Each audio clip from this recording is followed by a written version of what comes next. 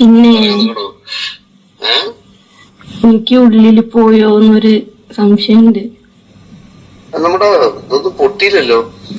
കാറില് വെച്ചിട്ട് ഒരു പ്രാവശ്യം പൊട്ടിയില്ലേ? എന്റെ ഉള്ളിലല്ലേ തിരുന്നത്. അത് പൊട്ടിയോ കവറ്?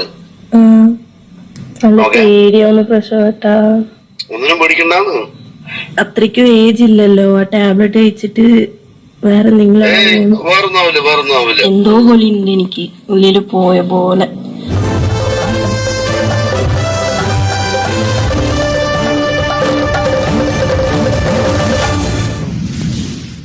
ആദ്യമേ ഒരു അഭ്യർത്ഥനയുണ്ട്. ഈ വീഡിയോയുടെ കൂടെയുള്ള കോൺഗ്രസ് കൗൺസിലറുടെ ഫോൺ സംഭാഷണത്തിന്റെ ഓഡിയോ പ്രായപൂർത്തിയായവർ മാത്രം കേട്ടാൽ മതി. അഥവാ നിങ്ങൾക്ക് പ്രായപൂർത്തിയായിട്ടുണ്ടെങ്കിൽ തന്നെ നിങ്ങളുടെ അടുത്ത് നിങ്ങളുടെ പ്രായപൂർത്തിയാവാത്ത സഹോദരങ്ങളോ മക്കളോ ഇല്ല എന്ന് ഉറപ്പുവരുത്തണം.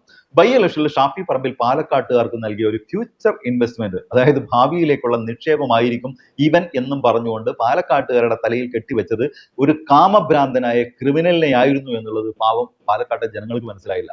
രാഹുൽ മാങ്ങയാണ്ടി പ്രായപൂർത്തിയാവാത്ത പെൺകുട്ടികൾ തൊട്ട് സ്വന്തം അമ്മയേക്കാൾ വയസ്സുള്ള സ്ത്രീകൾ വരെ മൂപ്പരുടെ ലിസ്റ്റിൽ ഉണ്ടായിരുന്നത്രേ. ആ നാറിയെ പരിചയപ്പെടുത്തിയ അതേ റീൽമാൻ ഷാഫി വീണ്ടും പാലക്കാട്ടുകാർക്ക് നൽകിയ മറ്റൊരു ഫ്യൂച്ചർ ഇൻവെസ്റ്റ്മെന്റ് ആയിരുന്നു പ്രക്ഷോഭ് വത്സൻ എന്ന് പറയുന്ന കോൺഗ്രസ് നേതാവ്.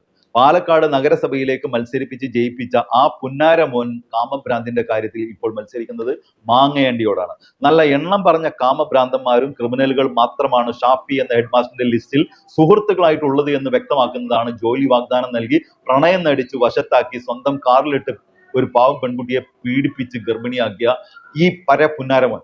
ഇത് ഒരാളുടെ മാത്രം കാര്യമല്ല കേട്ടോ. നിരവധിയായ പെൺകുട്ടികൾ, അവന്റെ മകളാവാൻ മാത്രം പ്രായമുള്ള ആ പെൺകുട്ടിയും അവനും തമ്മിലുള്ള ഫോൺ സംഭാഷണത്തിൽ 2 മാത്രമാണ് സ്വതന്ത്ര മാധ്യമ പ്രവർത്തകനായ രാജൻ ജോസഫ് കഴിഞ്ഞ ദിവസം പുറത്തുവിട്ടത്.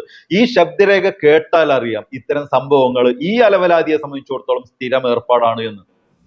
എന്തായി നമ്മുടെ പ്ലാൻ? ജോലിയുടെ പ്ലാനൊക്കെ? ജോലിയുടെ പ്ലാന് പോണം. അടുത്താഴ്ച പോകും.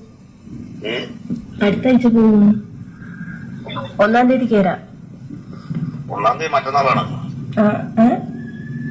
1-ാം തീയതി മറ്റന്നാളാ? ആണോ? നോക്കിട്ട് പറയാം. ഞാന് മറ്റേ ഇന്ന് മിനിഞ്ഞാന്ന് എല്ലാം ഷെഡ്യൂൾഡ് തിരക്ക്. കൊടും തിരക്ക്. അതുകൊണ്ട് പിന്നെ വിളിക്കാണ്ടിരുന്നു. ഞാൻ വിളിച്ചിട്ടുണ്ടായിരുന്നു. വിളിക്കും എന്നൊക്കെ വിളിച്ചു പറഞ്ഞിരുന്നു. പക്ഷെ ഒന്നും പറ്റിയില്ല.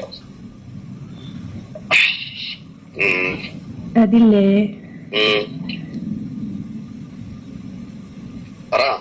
ഇത് പീരിയഡ്സ് ആയിട്ടില്ല. ആയില്ല.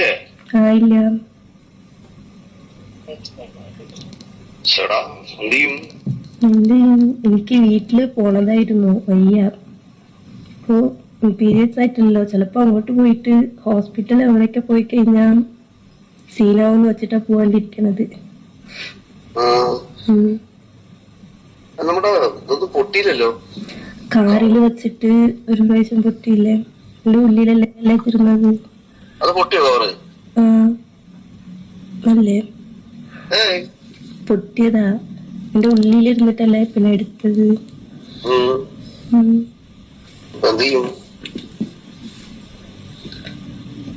ഞാൻ അതിനൊരു മെഡിക്കൽ ഉപദേശം തേടിയിട്ടേ എന്നെ രാവിലെ വിളിക്കാം. ഞാൻ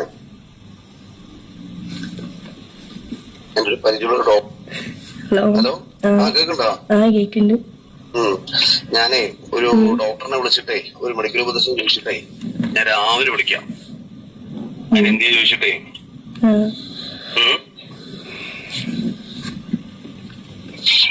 വഴിയുണ്ടാവും. Don't worry. അത് ആവണ്ട ഡേറ്റ് ആയോ? അതൊക്കെ കഴിഞ്ഞു. നല്ല പേടിയുണ്ട്. നല്ല പേടിയുണ്ട്. ആ പേടി എനിക്കുണ്ടല്ലോ. നല്ല ശീലമുണ്ട്. ഒന്നാമത് എണീക്കാൻ പോലും വയ്യ. ശ്രദ്ധിക്കാൻ പറഞ്ഞു. അയ്യോ, ഒരാഴ്ചയായി അങ്ങോട്ട് പോയിട്ട് വന്നപ്പം തൊട്ട് ഇങ്ങനെ ആയിരിക്കണത്. ഓക്കെ, ഞാൻ നാളെ ഒരു ഡോക്ടറോട് സംസാരിച്ചിട്ട് അതിനുള്ള എന്താണ് സാധനം നോക്കിയിട്ട് ഞാൻ പറയാം. വേറെ എന്തെങ്കിലും പ്രശ്നമാവോ? ഒന്നും ആവില്ല. Don't worry.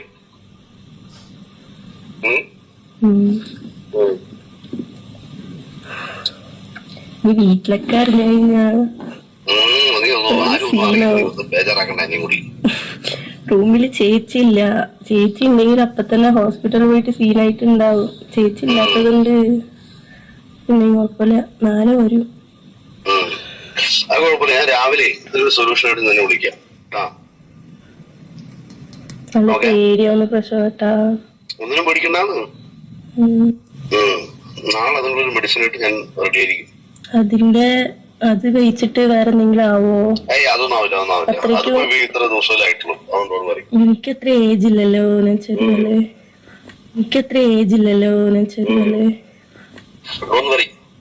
ഞാൻ രാവിലെ വിളിക്കട്ടോ.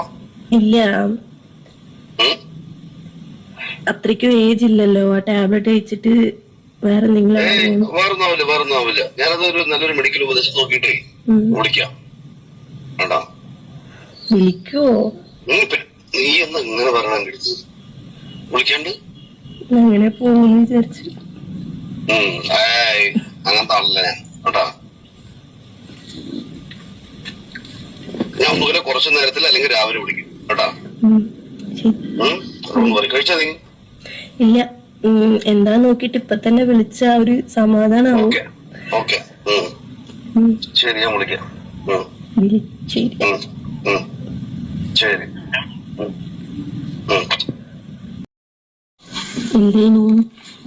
ഞാൻ മറ്റേ ഇളമയെ തുടിച്ചിട്ട് മൂടായിട്ട് ഒരു സ്ഥലത്ത് ഒരു ബീർ വേണം പറഞ്ഞു ബീർ മേടിച്ചിരിക്കണം. അതാ വീട്ടുകാര് ഒരു ഫംഗ്ഷന് പോയിരിക്കണേ, ഇവിടുന്ന് ഒരു 10 കിലോമീറ്റർ അപ്പുറത്ത്. അപ്പൊ അവൾ അവിടെ നിന്ന് ഇറങ്ങി എന്നെ വിളിച്ചു. എന്നെ പറഞ്ഞിട്ട് ഞാൻ വേഗം ഒരു ബീർ കുറച്ച് കുടിക്കാൻ പറഞ്ഞ പറഞ്ഞു. കഴിഞ്ഞു. പിന്നെ എനിക്ക് ഉള്ളില് പോയോന്നൊരു സംശയമുണ്ട്. കവറിട്ടല്ലേ, പിന്നെന്താ? എന്നാലും കവര് ഇതായില്ലേ, ഉള്ളിൽ തന്നെ ഇരുന്നൂല്ലേ? അത് കവറാണ് ഉള്ളിൽ ടൈറ്റ് ആയിട്ട്. എന്തോ പോലെ ഉണ്ട് എനിക്ക് ഉള്ളില് പോയ പോലെ. ആണോ? ആളൊരു ഐപ്പില് കഴിക്കണോ? അത് എന്ന് വെച്ചാ ഐപ്പിൽ നിന്നൊരു ഗുളികയുണ്ട്. ഐപ്പ്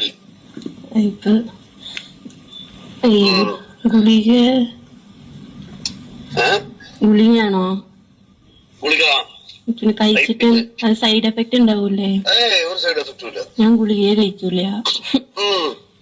ഐപ്പിൽ പറഞ്ഞൊരു ഗുളികയാണിത്. പക്ഷെ എന്റെ അറിവില് പുറത്തോട്ട് ഞാൻ പോയത് കവറ് പുറത്തെടുത്തൂലോ. അതങ്ങനെ ആവാനുള്ള വഴിയില്ല. അന്നൊക്കെ ആണെങ്കിൽ പിന്നെയും നോക്കാം, പക്ഷെ ഇന്നൊക്കെ ഒരു വഴിയുമില്ല. ഇല്ല, എനിക്ക് ഒരു എന്തോ പോലെ ഉണ്ട് ഉള്ളിൽ പോയോന്നൊരു. അതതിന്റെ ഒരു ലൂബ്രിക്കേഷൻ ഇല്ലേ കവറിന്റെ കോട്ടത്തിന്റെ, അതുകൊണ്ട് തോന്നുമായിരിക്കും. നാളെ അങ്ങനെ തോന്നുകയാണെങ്കിൽ ഈ നമ്പറിലേക്ക് വിളിക്കുക. നാളെ ഒരു ഐപ്പിൽ ഗുളിക മേടിച്ചാൽ ഞാന്. ശരി, അരന്നിങ്ങനെ ആവുമോ? ജോലിയും മറ്റും വാഗ്ദാനം ചെയ്ത് കൂടെ കൂട്ടുക, പ്രണയം നടിക്കുക, പിന്നെ ഗർഭിണിയാക്കുക, അതിന്റെ ദൃശ്യങ്ങൾ പകർത്തിയിട്ട് ഹെഡ്മാഷിന് അയച്ചു കൊടുക്കുക, പിന്നെ ഗർഭം കലക്കുക, ഗർഭം കലക്കാൻ തയ്യാറാവാത്തവരെ കൊല്ലുമെന്ന് ഭീഷണിപ്പെടുത്തുക. ഇതൊക്കെയാണ് കോൺഗ്രസിന്റെ ഫ്യൂച്ചർ ഇൻവെസ്റ്റ്മെന്റ് സ്ഥാനാർത്ഥികൾക്കുള്ള ഗുണങ്ങളായിട്ട് കാണുന്നത്.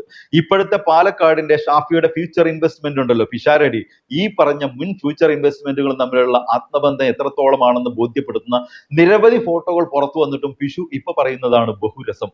ചിലപ്പോൾ ആൾക്കൂട്ടത്തിൽ കണ്ടിരിക്കാം ആരെ ഈ മുൻ ഫ്യൂച്ചർ ഇൻവെസ്റ്റ്മെന്റിന്, അല്ലാതെ മൂപ്പർക്ക് മറ്റു ബന്ധമൊന്നുമില്ല എന്ന് നമ്മൾ അങ്ങ് വിശ്വസിച്ചു വേണം. സതീഷിന്റെ അനുയായി ആകുമ്പോൾ ഈ ഗുണം കാണിച്ചിട്ടില്ലെങ്കിലേ അത്ഭുതമുള്ളൂ. നുണ പറയുന്ന പരിപാടി കഷ്ടം. ഈ ഫ്യൂച്ചർ ഇൻവെസ്റ്റ്മെന്റ് ഉണ്ടല്ലോ, അതായത് ഇപ്പൊ മൂന്നാമത് കെട്ടിയിറക്കിയിട്ടുള്ള ഷാഫി പറമ്പിൽ കെട്ടിയിറക്കിയിട്ടുള്ള ഫ്യൂച്ചർ ഇൻവെസ്റ്റ്മെന്റ് പിഷാരടി പാലക്കാടിന് വേണോ എന്ന് പാലക്കാട്ടുകാർ തന്നെയാണ് തീരുമാനിക്കേണ്ടത്. മറ്റൊരു വീഡിയോ ആയിട്ട് വരുന്നവരെ എല്ലാവർക്കും ഗുഡ് ബൈ.